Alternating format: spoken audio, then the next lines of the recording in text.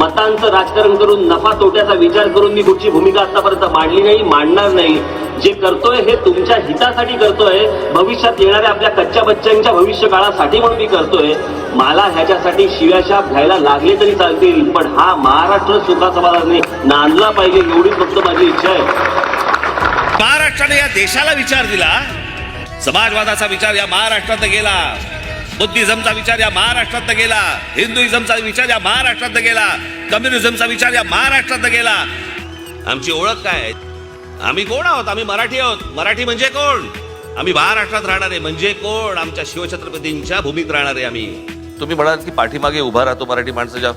मला जे माझ्या घरामध्ये मला संस्कार मिळाले ते आजोबांपासून असतील, माझ्या काकांपासून असतील, वडिलांपासून असतील, आणि मी स्वतः अत्यंत हार्डकोर कट्टर मराठी आहे.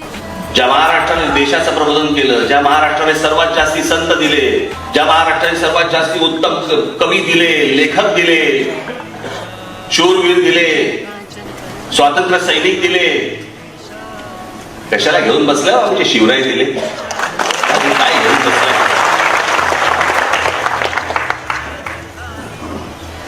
आहे का कोणाच्या वाट्याला, कुठच्या राज्याच्या वाट्याला आहे का हे सगळं? मी महाराष्ट्रावरती प्रेम करतो, महाराष्ट्रातल्या मराठी माणसांवरती प्रेम करतो, महाराष्ट्रातल्या मराठी भाषेवरती प्रेम करतो, टोकाचं प्रेम करतो.